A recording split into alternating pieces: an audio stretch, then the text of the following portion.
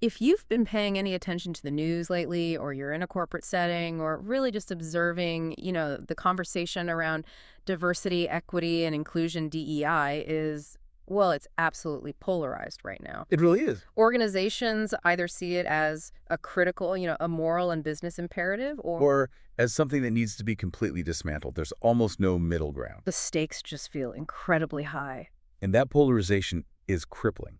When you dig into the sources, what you find is that the real issue isn't the principle. Yeah. I mean, almost everyone agrees fairness and opportunity are good things. Of course. The problem is a huge systemic failure in implementation. What started as this really rich, multidimensional idea, diversity of thought, socioeconomic background, real inclusion, has just been boiled down to one thing. Demographic representation. Exactly, a simple, measurable dimension. So we've turned a complex organizational strategy into a box-ticking exercise. And that's where all the friction's coming from. That's why we're here today. Our mission for this deep dive is to really move past that political noise and look at the evidence, the strategy papers, the psychology research, to unpack a new, more objective framework. We want to get away from this divisive zero-sum idea and instead look at how organizations can create more value for everyone, how they can actually, grow the pie. We're going to unpack the three pillars of this new approach: potential, synergy, and inclusion, or PSI. And what's so interesting here is that the sources we're drawing on come from two different, often separate worlds. Hard corporate strategy and organizational psychology. You really need both, don't you? You absolutely do. You need the business case, the why, but you also have to understand the human behavior, the culture, to actually make it work. Okay, so let's start with a critique of where we are now. Because if we don't get why the old model is failing, the new one won't make sense. The sources call it the add diversity and stir method. It's a perfect description.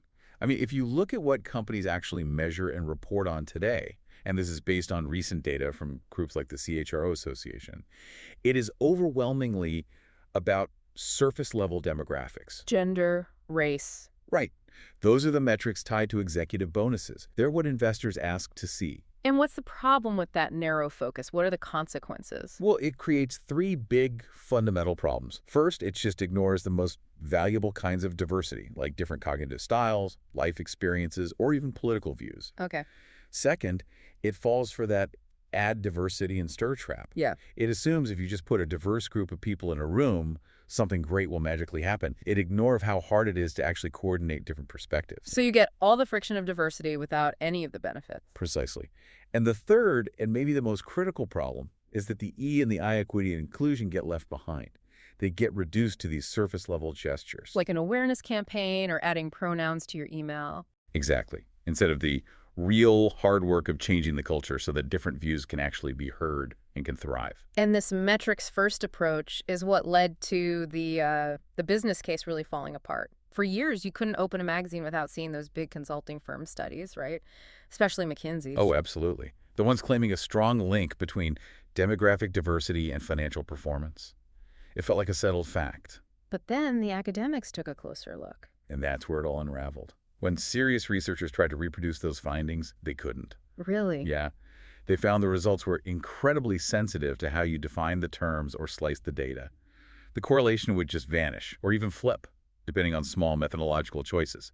The statistical link was it was flimsy. So if the data is not robust, but companies start mandating representation anyway, what happens? Well, the evidence says the results don't follow. The best example is probably the mandate in Norway back in 2003, which required corporate boards to be 40% female. I remember that. It was seen as this landmark experiment. It was. But rigorous academic studies on that quota found that it actually led to value destruction, not a boost in performance. Wait, disruption? Why? How? Because when you mandate a demographic target without regard to expertise, you risk lowering the average experience level of the group. The new directors, in many cases, just had less industry-specific knowledge. They were appointed to meet a number, and that diluted the board's overall effectiveness. So it proves the point. Forcing representation without focusing on competence just doesn't work. It can backfire. It can actively damage the organization. And that failure to link metrics to merit has real-world consequences for people, too. This is where it gets personal. It does enormous damage. First, you get resentment from colleagues who feel like promotions are happening for reasons other than skill. And second, Tragically, it stigmatizes the very people it's supposed to help. They get labeled as the diversity hire. Exactly. Even if they were, by far, the most qualified candidate, that label is just corrosive. And the sources point to times where merit was explicitly pushed aside. Oh, for sure. One survey of recruiters found that 20%, 1 in 5, had actually been given instructions to screen out white men for certain roles. Wow. When you have policies that directly contradict the idea of hiring the best person, Yeah. you erode trust, and you misallocate your most important resource, Yeah. talent. Okay, that brings us to the PSI framework. We need a path forward that avoids all of this. This is where it gets really constructive, starting with that first pillar, potential. I find it fascinating that this starts by totally redefining merit. It completely reframes it. Historically, meritocracy has been about looking backward at past achievements. The fancy degree, the perfect resume, Potentials. flips that around. It's about assessing an individual's capacity for future contribution. It asks, where is this person going? What can they grow into? But hang on, if we stop relying on those hard metrics, SAT scores, resume lines, aren't we just opening the door for subjective gut feelings? Isn't that where bias creeps right back in? That's the million-dollar question. And the framework is really clear on this. It's not about being subjective. It's about recognizing that past performance is an imperfect predictor of future value. Yeah. Especially if someone has overcome major obstacles. Like growing up in poverty or going to under-resourced schools. Exactly.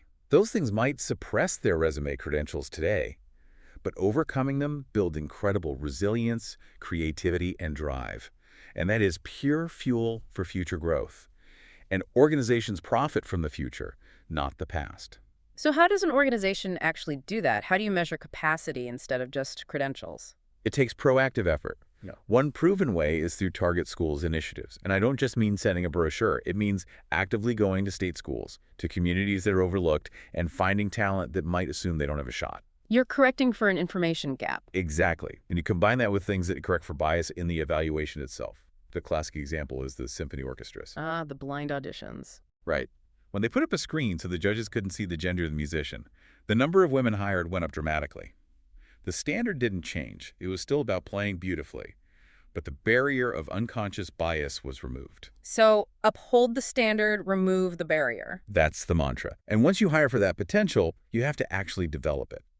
The sources are very critical of what you might call damaging support.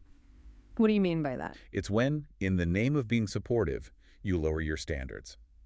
For example, giving a junior woman less critical, less rigorous feedback than her male peer.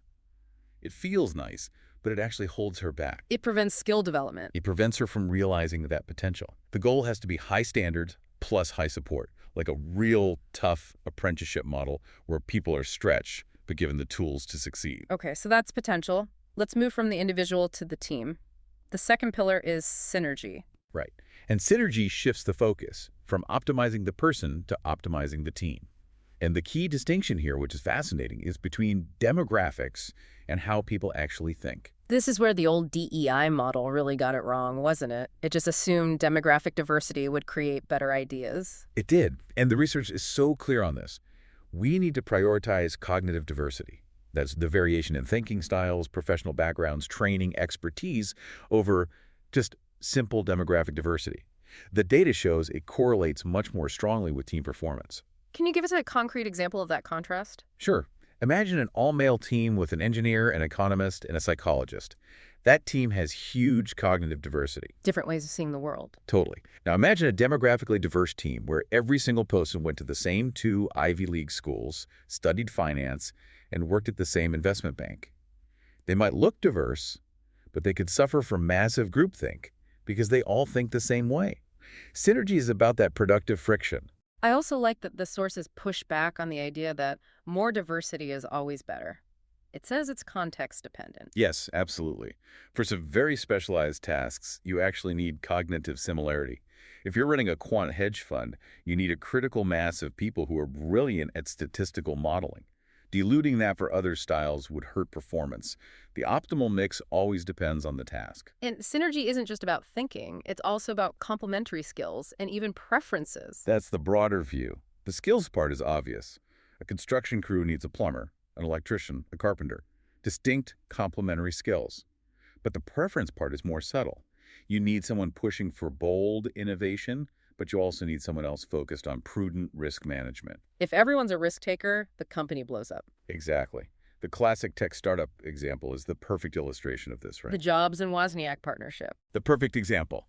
Wozniak, the engineering genius. The how, Jobs, the vision and business genius. The why and the what's next. That synergy created exponential value and had nothing to do with their demographics. So we've hired for potential, we've built a team for synergy. The final piece of the puzzle is inclusion. Because if you get the first two right, but mess this up, all that talent just stays locked up. Inclusion is the key that unlocks everything else. It's the cultural mechanism that turns potential and synergy into actual performance. And at its core, it requires what the psychologist Amy Edmondson calls psychological safety. The belief that you can speak up without being punished for it. Yes. Can you admit you made a mistake? Can you challenge your boss's idea in a meeting? If the answer is no, you don't have inclusion. And that's non-negotiable, isn't it? The research shows that if you have a cognitively diverse team without safety, You just get conflict, crippling conflict. The research is crystal clear. Cognitive diversity only improves performance when psychological safety is high. Otherwise, people just shut down to protect themselves. but safety often gets confused with comfort, doesn't it? The sources make a powerful point that true inclusion requires intellectual combat. It requires dissent.